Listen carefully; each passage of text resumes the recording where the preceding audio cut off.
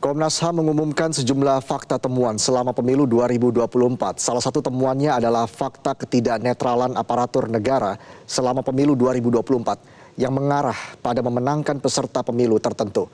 Untuk membahasnya sudah bergabung bersama kami Komisioner Komnas HAM Saurlin Siagian dan Direktur Eksekutif Indonesia Political Opinion Dedi Kurniasyah. Selamat malam Pak Saurlin, Mas Dedi. Halo, selamat malam. Baik, Pak Saurlin sudah bisa mendengar suara saya, Pak? Selamat malam. Baik, saya langsung ke Anda, Pak Saurlin. Dari 12 kepala desa ini yang menyatakan dukungan kepada salah satu peserta pemilu, sebenarnya alasan mereka apa? Apakah ini memang inisiatif dari kepala desa yang dikatakan spontan tadi, atau ada intimidasi dari pihak lain, Pak Saurlin? Ya, mungkin pertama saya buat konteksnya dulu ya.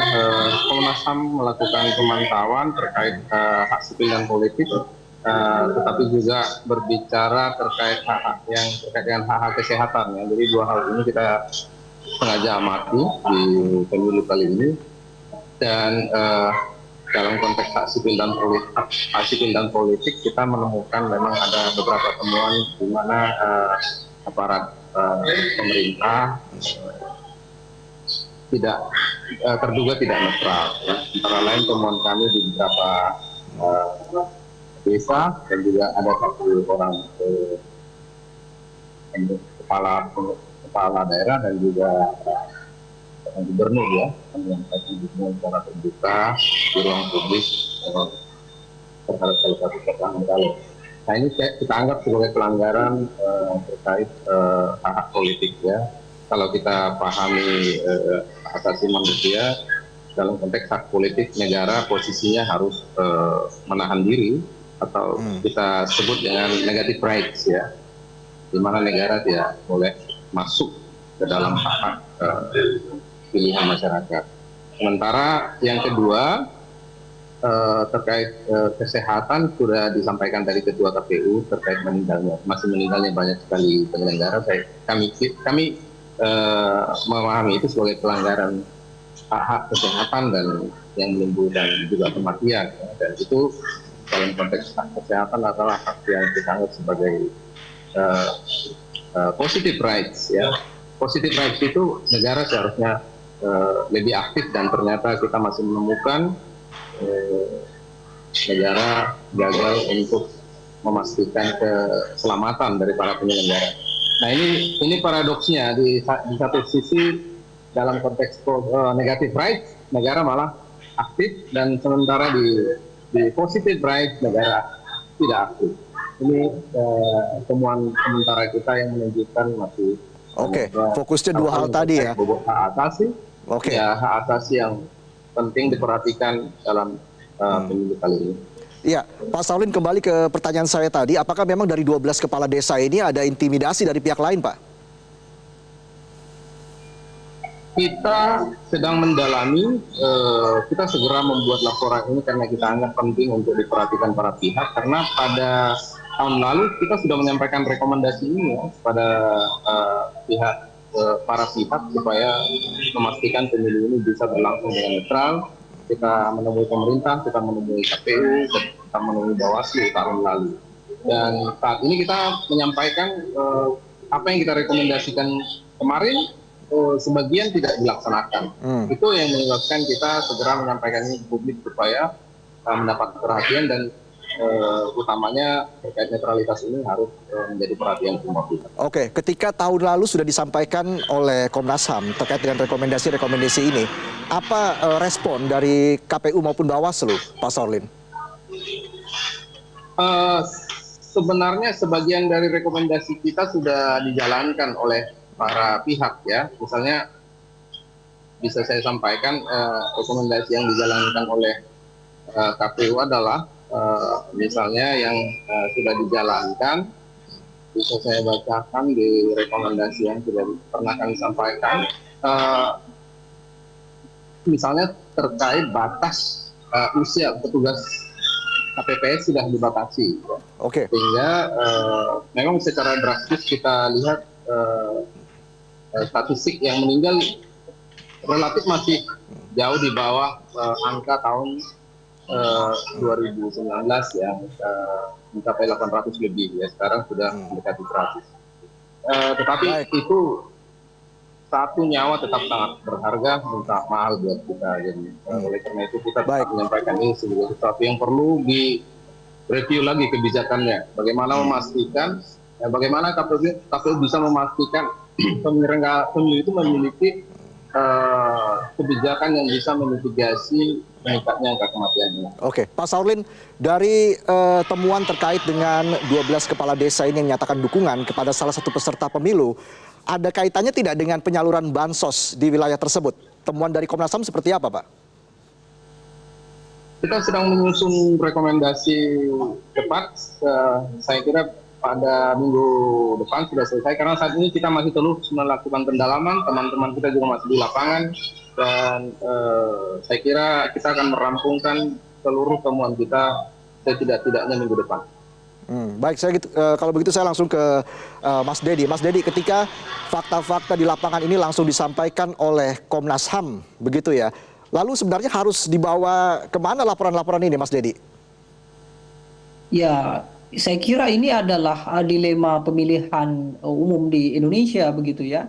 Memang kalau secara teknis saya kira pelanggaran-pelanggaran atau asumsi-asumsi pelanggaran, entah itu berkaitan dengan penyalahgunaan kewenangan, termasuk juga pelanggaran teknis, aturannya mungkin memang harus ke Bawaslu. Tetapi yang jadi masalah adalah Bawaslu itu tidak memiliki kewenangan penindakan, sementara pelanggaran pemilihan umum atau hal-hal yang berkaitan dengan penyalahgunaan kewenangan itu adalah kriminal, dan seharusnya itu laporannya adalah ke pihak kepolisian atau ke penegakan hukum. Tapi sekali lagi dilemanya adalah ketika ada laporan-laporan ke polisi misalnya, polisi akan mengantarkan atau akan mengarahkan bahwa situasi yang sekarang terjadi adalah pemilihan umum, sehingga akan dilempar ke Bawaslu. Salah satu contoh saja, bagaimana ada mobilisasi pemilih di tingkat kepala desa misalnya. Kepala desa itu mau dirujuk secara hukum dia bukan ASN gitu ya, tapi dia adalah aparat pemerintah, dia adalah representasi dari eksekutif di tingkatan yang paling rendah.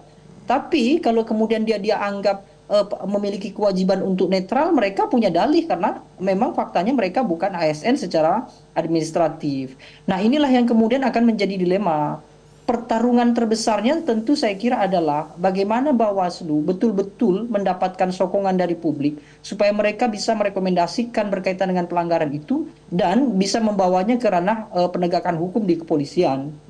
Kalau itu bisa berjalan, saya kira pemilihan umum kita paling tidak lah ya, kalaupun tidak mengurangi kecurangan atau tidak mengurangi hal-hal yang buruk yang terjadi dalam pemilu, minimal-minimalnya adalah bisa meningkatkan atau mempertahankan kepercayaan publik atas hasil pemilu.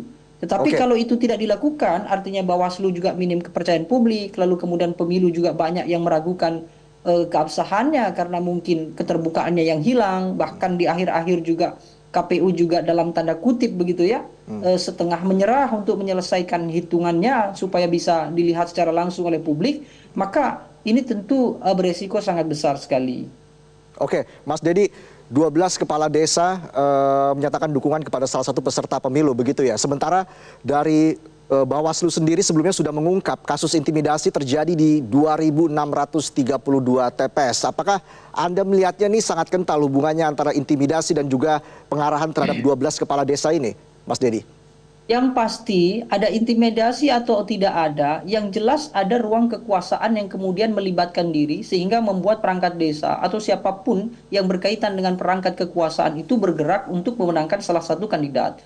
Contoh yang paling nyata saja misalnya, Prabowo Subianto itu bukan kandidat baru bagi pemilu di Indonesia. Dia sudah mulai dalam kontestasi itu sejak bersama dengan Megawati, kemudian dilanjutkan misalnya di 2014, lalu 2019. Pada saat itu ya, 3 pemilu sebelumnya ya, Prabowo Subianto kan tetap menjadi ketua umum Partai Gerindra. Kekuatannya tetap ada, elektabilitasnya tinggi. Tapi tidak ada satupun wacana, tidak ada satupun isu bahwa ada perangkat desa atau bahkan mungkin penegak hukum dan semua yang berkaitan dengan kekuasaan itu membela Prabowo.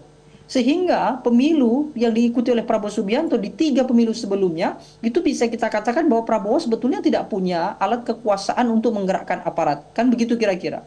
Tetapi secara mengejutkan, 2024 di mana 3 pemilu sebelumnya dia tidak memiliki korelasi sama sekali dengan kekuasaan di tingkat desa, tiba-tiba punya. Bahkan tidak hanya di perangkat desa tadi kan, sampai Iya. hingga ke penjabat gubernur dan segala Anda melihat macam. sumbernya dari Nah, mana? sesuatu yang tiba-tiba inilah yang kemudian bisa menjadi tuduhan bahwa besar kemungkinan intimidasi itu rasional. Kenapa? Yang mengintimidasi bukan Prabowo Subianto, tetapi kelompok yang menginginkan Prabowo Subianto untuk menjadi presiden, atau paling tidak mereka yang punya kekuasaan di balik pemasangan Prabowo Subianto dengan Gibran Rakabuming Raka. Jadi hemat saya cukup punya hubungan yang kental. Intimidasi itu lalu kemudian perangkat desa termasuk juga aparat-aparat pemerintah mendukung secara serentak dan tiba-tiba. Saya katakan tiba-tiba ya karena itu tadi 3 pemilu sebelumnya Prabowo tidak memiliki potensi untuk didukung oleh kelompok-kelompok mereka, kan kira-kira begitu.